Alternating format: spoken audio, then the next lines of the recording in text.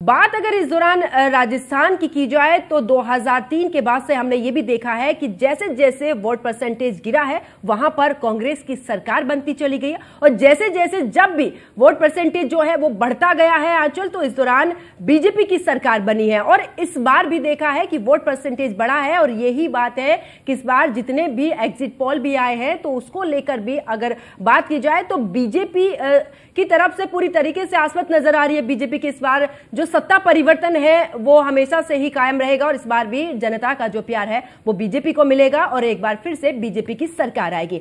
लेकिन अगर बात मध्य प्रदेश की जाए आंचल, तो मध्य प्रदेश में भी इस दौरान मुकाबला काफी कड़ा है, क्योंकि हमने साल 2018 की तस्वीर भी देखी थी इस दौरान आंचल, क्योंकि वहां पर बनी तो कांग्रेस की सरकार थी लेकिन उलटफेर हुआ। ज्योतिरादित्य सिंधिया बीजेपी में शामिल हुए तो उसके बाद से 127 विधायक जो थे वो बीजेपी के पूरे हो चुके थे, जिस वजह से वहां पर शिवराज सिंह चौहान को मुख्यमंत्री बना दिया गया था।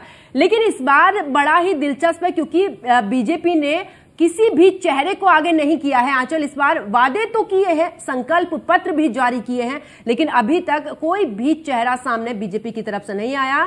सिर्फ और सिर्फ यही कहा गया कि कमल के निशान पर बटन दबाएं और उसके बाद अपना जो वोट है वो कमल को दे। यानी कि बीजेपी ने पूरे रूप से खुद को ही आगे किया है, ना कि चेहरे को आगे किया है। लेकिन अगर कांग्रेस की बात करें तो कांग्रेस में भी ऐसा नहीं है कि कांग्रेस के खेमे में इस तरीके की खबरें नहीं आई है कि बगावत के सुर जो है वो कांग्रेस में भी नजर आए हैं।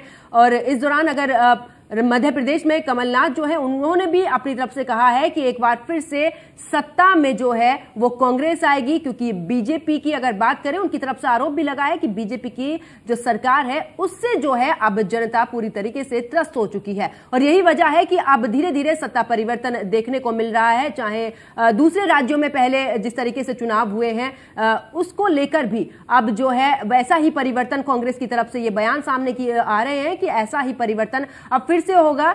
अब जनता समझ चुकी है कि किसके वादे में कितना दम है और वादों को लेकर ही सारी पार्टियां जो हैं वो पूरे चुनावी मैदान में उतरी थी। और आज जिस तरीके से पूरा चुनावी प्रचार हुआ था, मतदान की अगर बात करें तो मतदान हुआ था, लेकिन आज वो तस्वीर भी साफ हो जाएगी कि आखिरकार जो जनता है उसका प्यार कौन सी पार्टी को मिलता है और कौन सी पार्टी को सत्ता चाहती, इस दौरान जनता चाहती है कि वो सत्ता में काबिज हो जाए। तो मध्य प्रदेश में 230 सीटों पर मतदान हुआ था और आज उसकी मतगणना है। वहीं अगर बात की जाए राजस्थान की तो 200 वहां पर विधानसभा सीटें हैं, लेकिन इस बार 199 सीटों पर वहां पर मतदान हुआ। और अगर छत्तीसगढ़ की बात की जाए तो छत्तीसगढ़ में 90 विधानसभा सीटें हैं, लेकिन यहां पर 2 चरणों में मतदान हुआ और जो नक्सलवादी एरिया है वहां पर 20 सीटों पर पहले मतदान, उसके बाद 70 सीटों पर दूसरे चरण में मतदान हुआ। तेलंगाना की अगर बात करें तो तेलंगाना में 119 सीटों पर